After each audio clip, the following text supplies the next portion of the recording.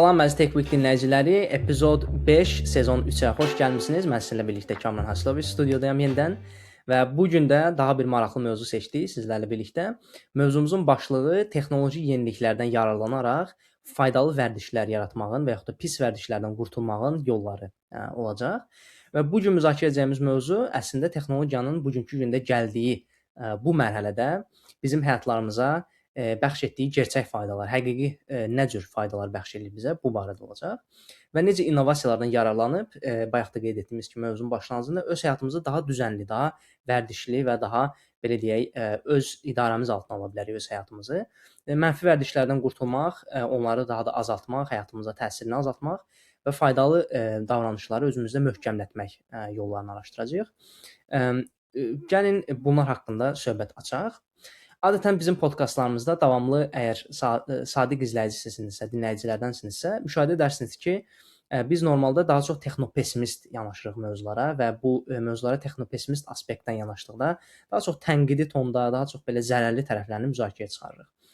Fikrimizcə haqlı olaraq əslində, çünki istər sosial media barəsində olsun, sosial media şəbəkələri, sosial şəbəkələr barədə olsun, istər zərərli yazılımlar, kiber təhdidlər analizi olsun, istərsə də süni intellektin, xüsusilə də bu hazırki yarı bişmiş, yarı belə deyək, məhsul halında olan bu süni intellektin həyatlarımızda, dünyamıza, iqtisadiyyatlarımıza olan potensial təsirlərindən çox müzakirə açırıq. Bu da dolayısıyla yanlış bir anlaşılma yaradır ki, hər bir texnoloji alət, yenilik zərərlidir. Amma burada təbii ki, çoxlu nüanslar var. Texnologiya özü təkamül etdikcə istər zərərli tərəfləri olsun, istər sağlam tərəfləri olsun, bu bir alətdir nəticədə və bu bizim istifadəmizdən çox asılıdır. Bu aləti biz necə istifadə edirik? Və bu nüanslar düşünürük ki, nəzərə alınmalıdır və hər bir texnoloji innovasiya öz mənfi nəticələri ilə bərabər müsbət nəticələrlə də birlikdə analiz olunmalıdır, obyektiv şəkildə və bu mifdən qurtulmaq lazımdır ki, hər bir innovasiya mənfi nəticələr verəcək. Hər birimizin həyatında o qədər də qürur duymadığımız, dəyişdirmək istədiyimiz vərdişlər, davranışlar var. Bəzilərimiz yeni bir layihə üzərində çalışırıq, çalışmaq istəyirik, nəsə bir iş qurmağa çalışırıq, yaxud da sağlam yaşamaq, sağlam qidalanmaq və s. istəyirik. Xüsusən də yeni il gəldi, 2026 və bu 2026-nın gəlişi ilə hər birimiz demək olar ki, əksəriyyətimiz planlarımızı, hədəflərimizi də müəyyənləşdirdik. Bəs bu hədəflərə motivasiyadan düşmədən çatmaq üçün texnologiya nə vədlər verir?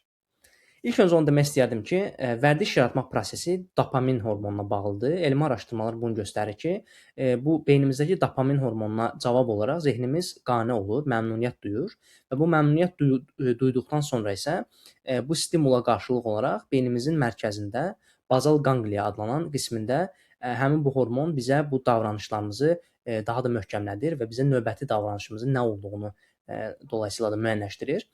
Bu yaxınlarda Economist jurnalından, qəzetindən oxuduğum məqaləyə əsasən elmi araşdırmalar bizə bunu deyir ki, bu hormon təkcə bizim zövq almağımızla bağlı deyil, həm də fokusun möhkəmləndirilməsində və digər davranış dəyişimlərində də vacib rol oynayır və xüsusən də bu bazal qangliya beynimizin mərkəzi hissələrindəki neyronların ifraz etdiyi bu hormon nəticəsində biz buna fokuslanırıq və gələcəkdə bunu təkrarən etmə istəyi yaranır. Vərdişlərin bir çoxunun yaranmasında, istər pis vərdişlər, istər yaxşı vərdişlər, sağlam vərdişlər, bu proses, bu mexanizm rol oynayır beynimizin daxilində. Və biz əgər bunu təkrarən etmək istəyiriksə, bu təkrarən bir neçə dəfə edildikdə artıq biz bunu düşünmədən edirik, sanki avtomatlaşır. Bu da bizim beynimizin prefrontal korteks adlanan hissəsi və hipokampus əraziləri ilə bağlı. Beynimizin hansı ki, bu ərazilər davranışlarımızı idarə edir, onları regulyasiya edir və etdiklərimizin müsbət və mənfilərini götür-qoy etməyimizdə, onu təkrarlayaraq davamlı hala gətirməyimizdə vacib rol oynayır beynimizin bu hissələri. Buna görədir ki, ani məsələn tətmin hissi verən bir şeylər də bəd vərdişlər olsa belə, uzun müddətdə bizə ziyan versələr belə, mənfi nəticələrini görsək belə, bir müddət kifayət qədər miqdarda, kifayət qədər dəfə belə deyək, sıxlıqda, tezlikdə bu edildikdə artıq bir vərdişə çevrilmiş olur. Bu mexanizmi anlamaq çox önəmlidir, çünki elmi araşdırmalar bu mövzuda kifayət qədər aydındır, kifayət qədər belə deyək, nəticələri ortadadır. Və yeni texnoloji innovasiyalarda bu elmi araşdırmaların nəticələrinin üzərinə sanki qurulublar. Yeni texnologiyalar bizə özləri ilə bərabər təbii ki, vədlər verir, yeni vədlər gətirir və məsələn buna neyron geri bildirimi texnologiyaları aiddir. Buna süni intellektə əsaslanan fərdiləşdirilmiş şəxsi vərdişlər tövsiyəsi edən coach kimi applikasiyalar daxildir və yaxud da proqram təminatları aid ola bilər. O cümlədən beyin-kompüter interfeysi adlandırdığımız, yəni zehin texnika interfeysi dediyimiz bir cihazlar toplusudur. Bu cihazlar beyin ilə xarici belə deyək, ortam arasında birbaşa əlaqə yaradan cihazlardır. Bunlara aid məsələn Neuroba və yaxud da Neuralink adlı bu Elon Musk'ın əsasını qoyduğu Neuralink şirkəti məsələn aid ola bilər. Bu beyin-kompüter interfeysi dediyimiz belə deyək, alətlər əsasən insanın idraki və yaxud da duyğu ilə əlaqəli olan motor funksiyalarına kömək etmək və yaxud da onları təmin etmək məqsədilə və yaxud da onları idarə etmək məqsədilə istifadə olunur. Əslində bu sahədə tədqiqatlar uzun müddətli davam edir. 1970-ci illərdən bu yana NSA və yaxud da DARPA adlanan Amerikanın qurumları tərəfindən bu belə deyək, Kaliforniya Universitetində başlayan bu araşdırmalar xüsusən də böyük yeniliklər gətirdi bu sahəyə və bu beyin-kompüter interfeysi tədqiqatlardan sonra belə deyək, çap olunmuş məqalələrdə də biz görürük ki, araşdırmalar indiyə kimi davam edir. Düzdür, hələ indiyə kimi belə deyək, çox insan tərəfindən qəbul olunmuş bir məhsul ortaqda yoxdur, amma teknik olaraq bizim önəmli belə deyək, proqnozlarımız var gələcəklə bağlı bu sahədə və birazdan biz bununla bağlı danışacağıq. Amma ilk başlarda bu neyroprotez və yaxud da neyronların belə deyək, xüsusən də görmə, eşitmə qabiliyyəti olan və yaxud da motor limitli, məsələn, hərəkət qabiliyyəti olan insanlarda bu belə deyək, faydaları görüldü bu kimi alətlərin. Amma müasir dövrümüzə gəldikdə bu cihazlar daha çox beynimizin belə deyək,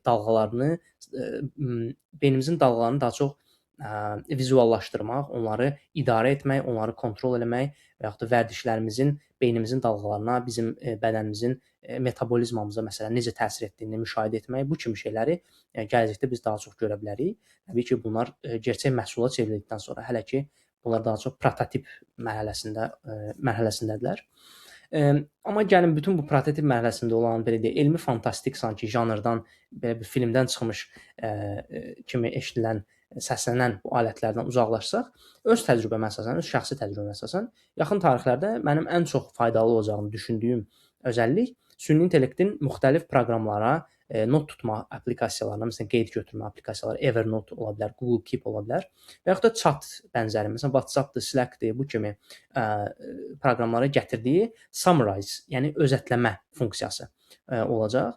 Mən düşünürəm ki, bunun sayəsində, məsələn, deyək ki, mən özüm də bunu tətbiq edirəm. Slack-da 2 günlük fasilədən sonra əgər işə dönürəmsə, gəlib oxumağa çatdırmadığım 2 günlük yığınla mesajın hamısını belə deyək, hamısını bir-bir oxumadan bunların özət keçməsini istəyirəm. Bunları ümumiləşdirərək mənə bir kontekst verməsini istəyirəm. Və bu funksionallıq mənə zamanda və belə deyək, zamanda və effektiv işləməkdə çox kömək olur. Düzdür, bu kimi funksionallıqlar hələ də mükəmməl deyil və ciddi səhvlərə yol verə bilir bəzən. Buna görə də sağlam dərəcədə skeptik olmaq, sağlam dərəcədə şübhəci olmaq və bu funksiyaların müsbətlərini bilməkdən əlavə çatışmayan cəhətlərini də, boşluqlarını da görmək çox önəmlidir. Nəticədə bu kimi alətlərin, bu kimi yeniliklərin, texnoloji innovasiyaların məqsədi bizim məhsuldarlığımızı artırmaqdır, produktivliyimizi artırmaqdır, bizi əvəzləmək yox təbii ki. Hələ ki özüm təcrübə etməsəm də, məncə vərdişləri möhkəmədən və yeni vərdişlər təklif edəcək digər yeni ən böyük innovasiya səhiyyə və özünə baxım, self-care sektorundan gələcək, belə düşünürəm. Mənim fikrimcə gələcəyin Apple Watch-larını məsələn mərkəzi bir hub kimi bir yerə bağlayaraq, oradan içində olduğumuz prosesin məsələn və yaxud da idman ediriksə, bu idmanın və yaxud da mitinqdə məsələn bir görüşdə bir şey təqdimat ediriksə, bu bizim ürək döyüntülərimizə necə təsir eləyir və yaxud da hal-hazırda üstündə işlədiyimiz vərdiş bizim nə qədər bizim faydamızadır və yaxud da hansı mərhələsindəyik bu vərdişin. Bu kimi beyin siqnallarımızı analiz edən, bizim ürək döyüntülərimizi analiz edən və bunu müşahidə edib bundan dolayısıyla da geri bildirim ala biləcəyimiz applikasiyalar çox uzaq gələcəkdə deyil, belə düşünürük. Görək bu sahədə qanunvericiliklər, ölkələrin qanunları necə təkamül edəcək, hansı yönə doğru təbii ki gedəcəklər. Bu da çox önəmlidir ki, bu kimi alətlərin belə deyək, qəbul olunması, insanlar tərəfindən, toplumlar tərəfindən daha çox qəbul olunmasına birbaşa təsir edəcək. Belə, əziz dostlar, bugünkü epizodumuz biraz qısa oldu, amma çox maraqlı bir mövzu idi. Araşdırarkən də çox maraqla izlədim bəzi yenilikləri. Ümidvarıq ki, gələcəkdə bu kimi sahədə yeniliklər görə bilərik və həqiqətən də həyatımızda bizim məhsuldarlığımıza, bizim iş həyatımıza, öz həyatlarımıza, şəxsi həyatlarımıza, sağlamlığımıza təsir edəcək müsbət bir nəticələr görərik. Hələ ki bu sahədə texnoloji innovasiyalar çox yenidir. Məhsullar çox yenidir. Applikasiyalar o qədər də böyük vəd versələr də ortada böyük bir nəticə yoxdur. Amma gələcək daha da belə deyək optimist görünür ən azından bu sahədə. Və növbəti epizodlarda görüşmək ümidi ilə ümidvarıq ki, bizi dinləməyə davam edərsiniz.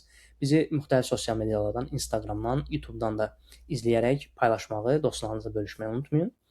Müzakirələrə qoşulmağınız da bizə çox böyük töhfə verir, bizə çox böyük stimul verir. Təşəkkürlər dinlədiyiniz üçün. Növbəti epizodlarda görüşənədək sağlıqla qalın, tək qalın.